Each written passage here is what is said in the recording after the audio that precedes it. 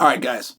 The best fighter that I have ever seen in person is a fighter named Ricky Simón from Washington State, trains in Oregon, coached by Fabiano Scherner, member of the American top team. So, I need to find this. So Ricky Simón is such a good fighter, and I got to go back to this term that I'm using, the best fighter I've ever seen in person. It's important that I word it that way, because being his teammate, the way we did practices, they would break it up by size. So even though he was a pro and I was a pro, he had a different practice time than I did. I would go in early just to watch him.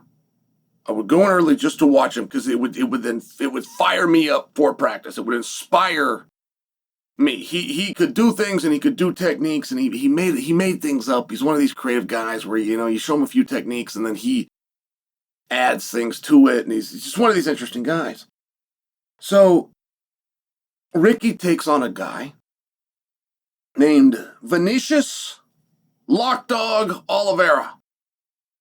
And Vinicius is a Brazilian fighter, and Vinicius beat him. They went to a decision. Vinicius beat him. It's about a year ago. So I've always appreciated, Vinicius Oliveira. I've always looked at him and go, oh, this guy's a threat, right? If you can get past Ricky Simón, which very few people have. If you guys aren't familiar with that name, Merab has lost 2 fights in his life. One of them was to Ricky Simón. Yes, that Merab. Merab Dvalishvili lost a fight in the UFC. He lost it to Ricky. And Ricky beat a guy. He lost a decision, but he beat a guy named Rob Font. No disrespect to Rob if he sees this. But Ricky won that fight. He lost the decision. He won the fight. And Rob was ranked number 3 in the world.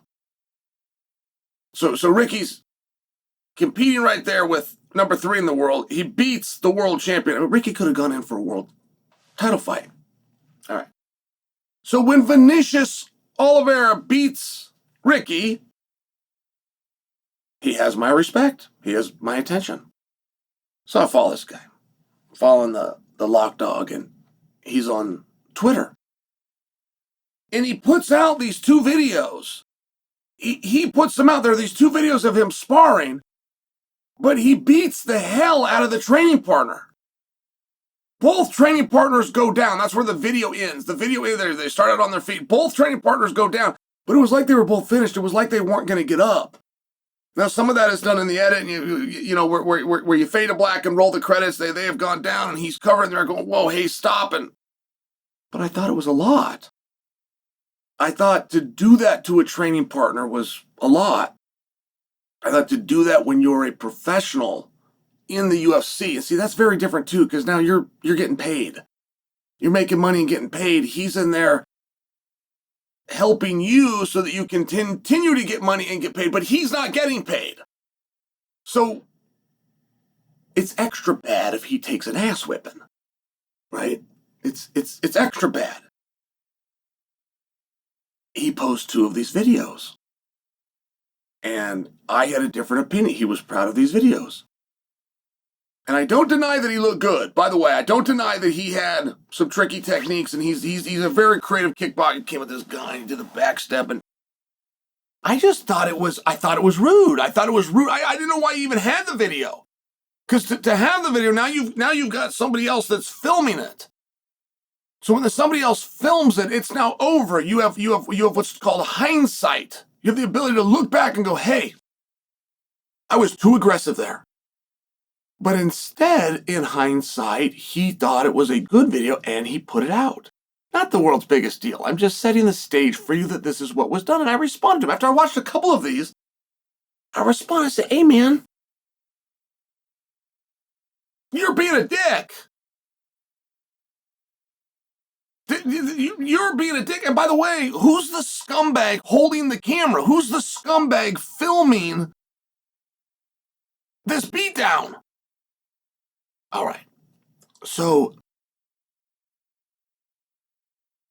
Lockdog did not appreciate that. He did not appreciate that at all. So, he makes a video. He doesn't just respond in kind, which is, he thumbs pushing a few buttons on Twitter. He made a video.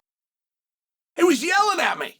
He was yelling at old Chael. Can you believe that? So after he yells at me, he puts that video out, but he includes some text and he calls me a jerk.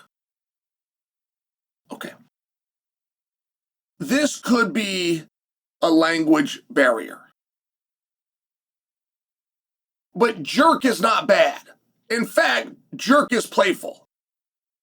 In fact, I've never called anybody a jerk that I didn't to a degree like, because it is a playful insult.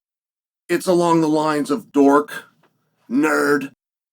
Like, it's for sure an insult, but it's a nice insult. If two guys are getting ready to fight and one guy tells the other, I'm going to fight you because you're a jerk. Okay, well, there's not actually a fight. You would never fight a guy just because he's a jerk. It's not enough.